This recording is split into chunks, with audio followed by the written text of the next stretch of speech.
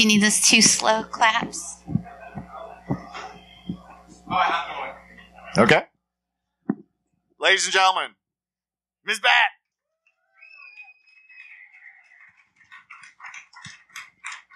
Hello, friends. Bat is fine.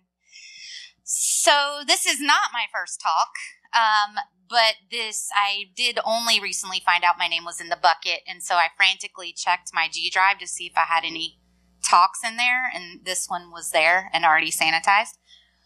So what I'm going to do is I'm going to present this presentation, and if you have a question about a slide, raise your hand, but otherwise I'm going to talk about completely different shit. So you can enjoy the slide presentation and raise your hand, and I'm happy to talk about VDPs and bug bounties, and we can talk about the Cobra effect or whatever, but otherwise I'm just going to talk shit. So, hello. I'm Kimber Dowsett. I'm Director of Security Engineering and InfraSec Practice Lead at Truss. My background is in critical infrastructure. I was former head of infrastructure engineering and chief incident responder at 18F. You can see, but probably you don't care about that. But you might think it was cool that I was a CSO and a mission information specialist at NASA, securing instrument and ground systems. My Twitter handle is MzBat, but it's like human centipede memes, so follow at your own risk. Great. So again, I don't understand. Okay, so if you want to know, then you just raise your hand. Are you with me? Like, if you know what it is, then cool. What's a VDP? So we're all on the same page. Everyone's good. Great. So the first time I fell through the roof at a data center, I broke one rib and cracked another rib because I thought that the ceiling in the data center would be sturdier than it was. But it was not. Okay, next slide. Okay. Yes. Yes. That was a finding. Yeah. Yeah, that was. And also, they paid my medical expenses. And I actually, broke my computer when I fell, so I got a new computer. That was good because it was government, and mine was already, 5 years old anyway. So you documented that with the medical? Yeah. No, it was for sure a work injury. Yeah. Super fun. Okay, so next slide. Who needs a VDP? So one time I cried my way into a multi-million-dollar data center because I pretended to be a drunk goth girl at 3 a.m. And that particular time, yes, I was pretending because I need to be on my game, right? Because I thought I'm going to have to cry my way into the data. Well, I didn't really have a plan for how I'd get in there, but I thought, okay, let's try this thing I haven't tried before, which is playing on people's sympathies. Because I just kind of accepted after recon I wouldn't be able to break into the building because it was this special, really secure building in Arlington, Virginia. Some of you visited before. So, so I was crying, smeared makeup, Goth's boots, half undone. And I was like, oh my God, my boss is going to kill me. I was drunk at the club. I took the cab here, but one of our, websites went down. And I thought okay. And I'd stashed pit kits in my corset, and I had a card duplicator all over. But anyway, he was so nice. Shout out to my man at the place we won't talk about, who actually let me into the data center and open the cage. So I didn't even have to use anything. All I had to do is pull out my Post-it notes that had bats on them and stick them on every server, and you got popped. That's it. I got root. You're done. Physical access means they're done. Great. Next slide. Let's see. Ooh, one time I ran Burp on a production system, government. They're pretty glad I've gone to the private sector now, and destroyed about 25% of the production data on this particular server because I ran Burp as admin user because I logged out but didn't realize that my admin creds were cached, and I thought I was doing good stuff and drinking my coffee, and it was awesome. And the dev ran over and it's oh my God, we got hacked. Somebody's in the system right now destroying our database. And I was oh, damn, hackers. And so don't run Burp Suite in production with an admin user on that system. So there's a lesson for you. So VDPs, if you have a question, let me know. Let's see, cool. I have a Dave Kennedy story. So the first time I ever went to DerbyCon, I'm very socially awkward and I'm really shy, and you wouldn't know it. This just comes from 2 White Claws and Xannies. So cool, everyone. So Dave Kennedy came up to me at Derby and was like, "Oh my gosh, I've never seen you before." Because I don't know, I guess I stood out. And he was like, "Are you having fun?"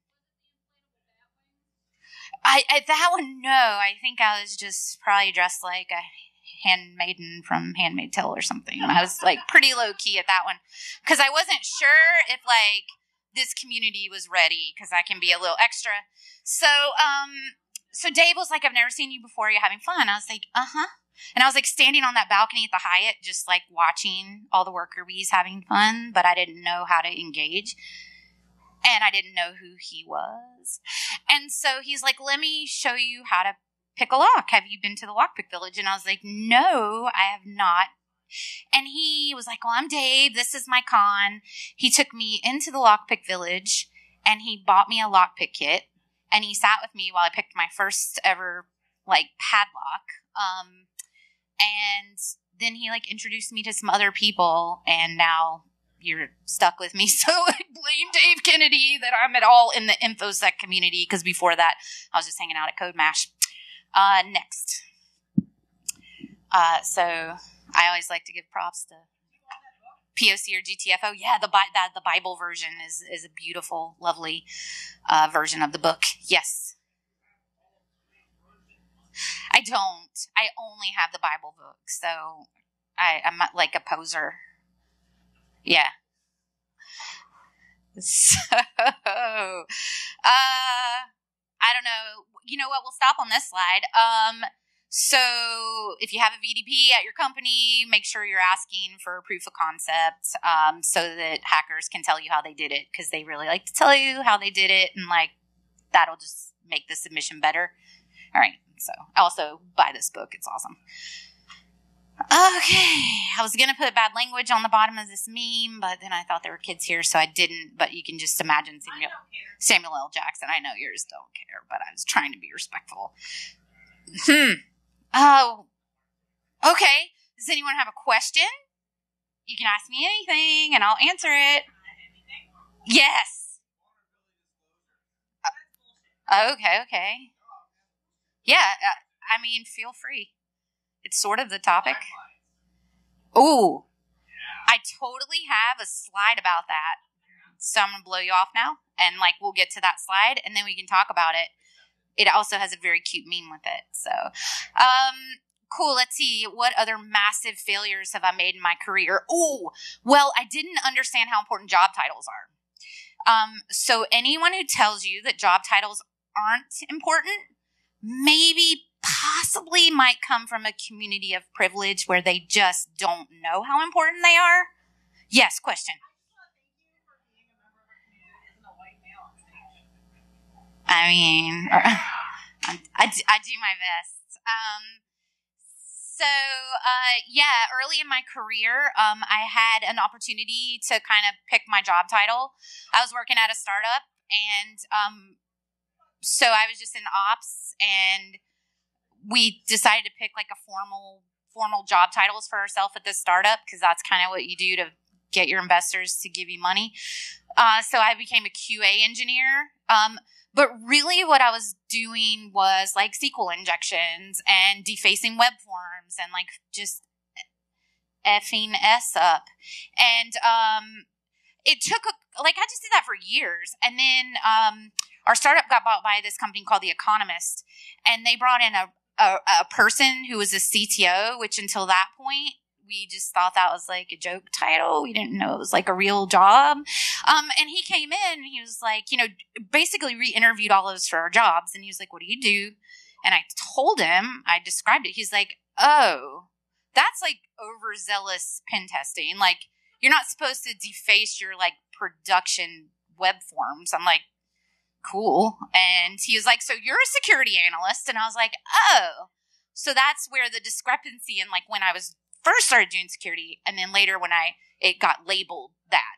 But I came up when there was no like degree in it or classes you could take or whatever. So I did not come into this profession with certifications or, validation on my resume that made any sense.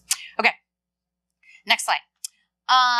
Speaking of certifications, they're really expensive.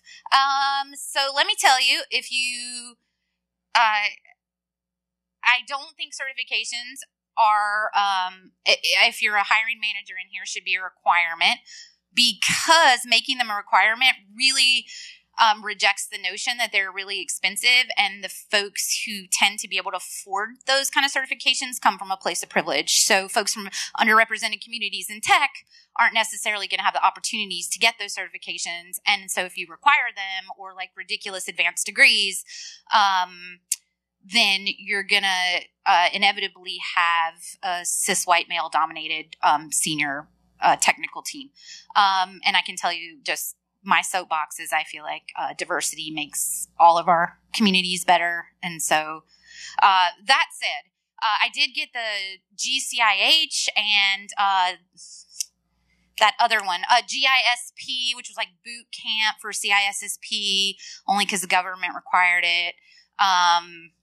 And I couldn't afford it, and the feds have a low budget. So all you have to do, look up SANS has a facilitator program. It's basically a work study program, and you get like a $7,000 training for like $1,100. You just have to like fetch coffee sometimes. So that's how you get the cert if you need it. While I want to say certs aren't necessary, they did open doors for me that hadn't been previously opened just by like validating that I knew what I was doing. So I don't like shit on certs. I'll reach out to me on Twitter. I'll tell you like the cheap ways to get them.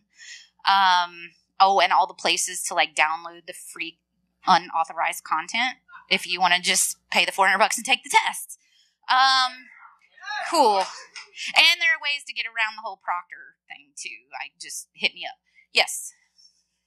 They're not $1,100 anymore. So like the Tento pad is like about like 6 months ago. They are like higher fast. They go hard. The certifications do. So the comment is that certifications through SANS, those trainings, even with work study, the price keeps going up. Because I know the first one I did as a facilitator, I only had to pay $700 for like the training and the cert attempt. And then the second one I did was $1,100. So yeah, that's been years ago. So maybe what are they, like $2,000 now? All right. Well, we can talk later about how you can utilize OnlyFans to get certifications. Okay. Okay, there's got to be a better way than like just bullshitting your way through your name being pulled out of a bucket. No, VDPs. So this will eventually look your item here. Jeremy is number 4 timeline. Any questions on this? Cool. All right. So ask me anything. Anybody have a question? Yes. Oh, wow. Somebody fucked my slide deck. So, yeah, that was last night. And I did, in fact, have my first ever White Claw.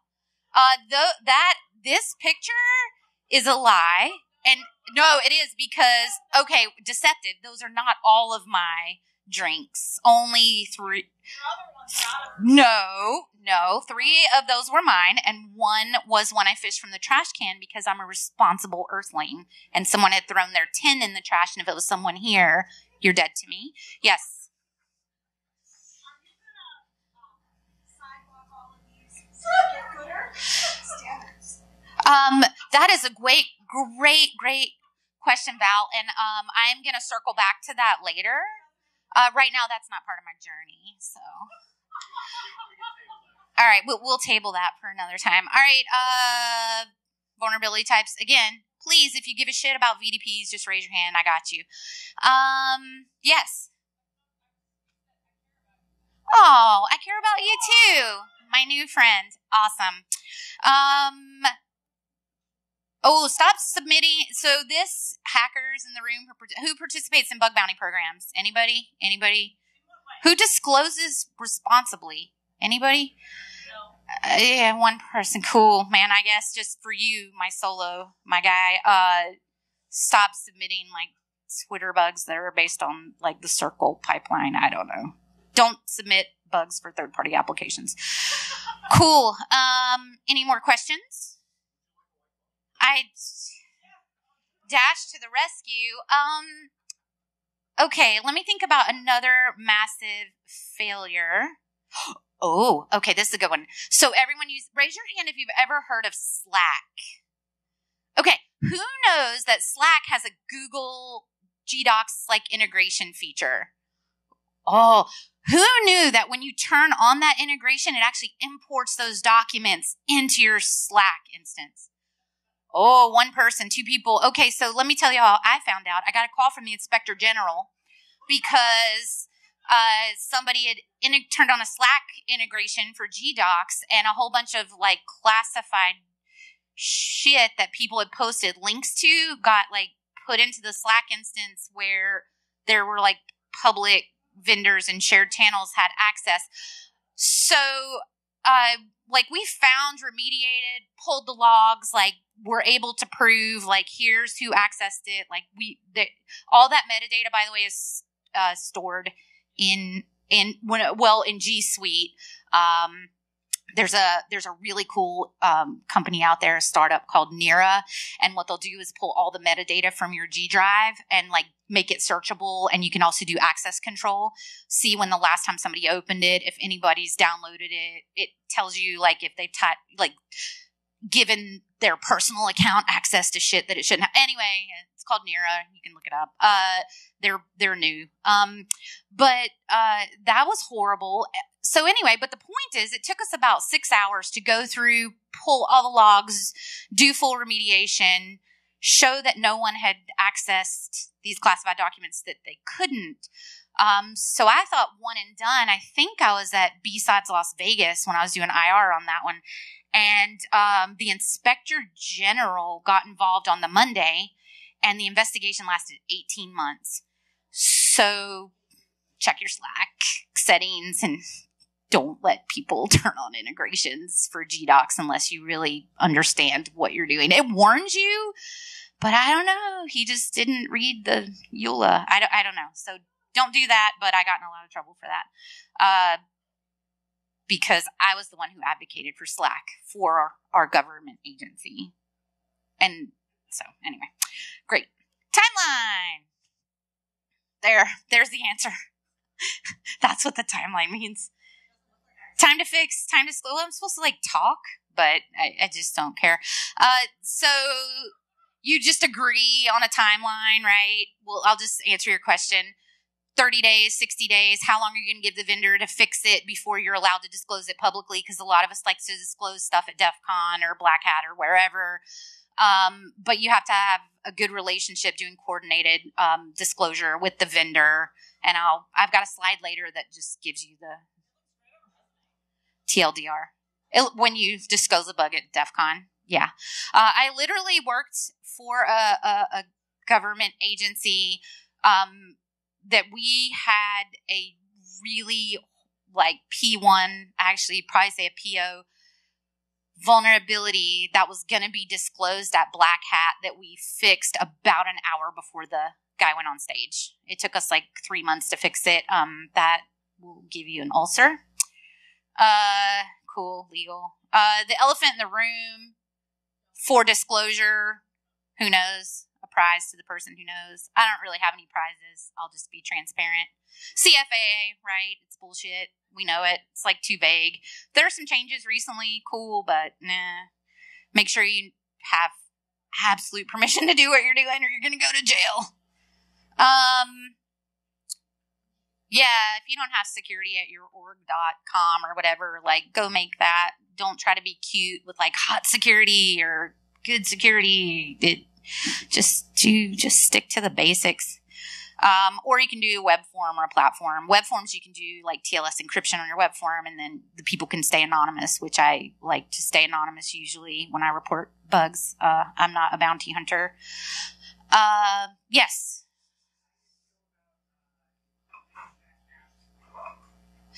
Encrypted chat apps for...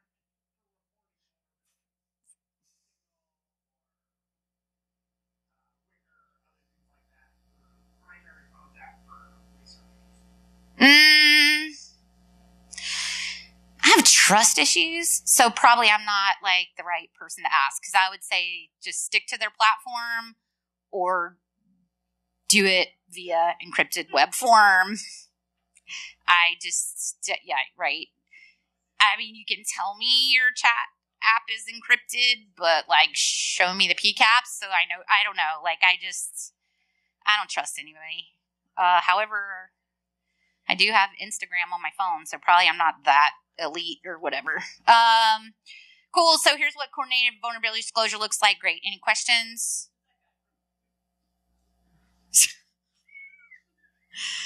Okay, this is like boring government stuff.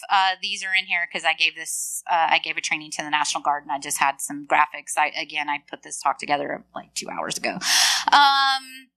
Cool. So DOJ has a framework for VDPs. It's there. I'm not going to send you my slides, so it doesn't matter. 18F was the digital services agency that I worked for. That was housed in GSA. And we were all 30 Rock fans, so 18F, we named it that because it was at 1800 F Street, and we are nerds, so that is that. DOD, that was fun. Did anyone participate and hack the Pentagon? Really? It's like free money. Go do it. Their security sucks. Okay, here's some more resources that you won't grok. And here's U.S. CERT. Anybody ever submitted a report to U.S. CERT? Nice. Wow, you are a teacher's pet. Does anyone have any questions for me about anything not related to VDPs or bug bounties? Sweet. I'm going to think of another massive failure in my career. There have been so many, I just don't know where to pick. You won't go there. You won't go there. You probably heard of that. Ooh, bug bounties. Has anyone ever submitted to a bug bounty platform and got paid out? Congrats. Oh, you didn't get paid out. Oh, hack harder. No, I'm just kidding. I'm just totally messing with you. So the bug bounty thing wasn't part of my talk, but I like to touch on them a little bit. So raise your hand, because this is where I effed up this talk. Great. Good job. I love your enthusiasm. Okay. Raise your hand if you don't know what a VDP is, so my slides just meant nothing to you. Does everyone know what a VDP is? Amanda. Yeah, so everybody should have a VDP. Every place, every one of you work should have a VDP. Like, if you don't, go back to your boss Monday morning and tell them you need a budget for a VDP. You can go out and look for like open source VDPs. You can host them for free on HackerOne or BugCrowd or yourself on your website. Like, there's no reason not to have one. But if you don't clearly have a place for someone to report a vulnerability or a bug to you, most of us have day jobs and aren't going to track you down to tell you your stuff's messed up. We'll maybe send one email as a courtesy, but otherwise, like, we're not, we got shit to do. Yes. Oh, I didn't know that. Donate your bug bounties from HackerOne to the mental health hackers, 501(c). Yeah. Yeah, but you're my favorite, so it can just go to you. Okay, so we're going to hack responsibly. Yeah, great. Oh, look, it has a thing. Okay. Here's my contact info if you want to find me. Like, I'm easy to find. If you need my actual work email because you want to, like, hire my company for infrastructure security, I have a DuckDuckGo it, please. Like, I'm not going to put my work email up here. Okay, but in my defense, I made this slide before I realized that I think I might kind of hate him. But this is a good quote. Oh, yeah. We can talk about it later. I just feel like he's arrogant and like he just, I don't know, like trolly. I don't know. He says things are supposed to be prolific and I'm just not like impressed. Okay. Does anyone have any questions for me? I really appreciate your time today and this opportunity. I'd like to thank the Academy. I have actually broken another bone in a physical. Pen test bow is my big toe, so it's not as glamorous. I tripped over a desk. Any questions? You can ask me anything you want, and I'll tell you the truth. Are you sure? Yeah. Do not bring up the menu, but anything else. Oh! Okay, well. Are we good? Yes. Michelangelo. Anyone else? Favorite anime right now is Fruits Basket. Check it out. Pretty fun. If you like Vampire Diaries, you'll probably like it. Anyone else? Okay, What We Do in the Shadows. Best TV show on the internet to binge, right? So I tried not to Colin Robinson you today, but if I did, thank you for the energy. Yes. My favorite dinosaur. We'll just go with T-Rex. Yeah, we're going to keep it clean for the kids. What else? Okay, my parting words to you are a dad joke. Why is a koala bear not considered a bear? They do not have the qualifications. All right. Thanks, everyone.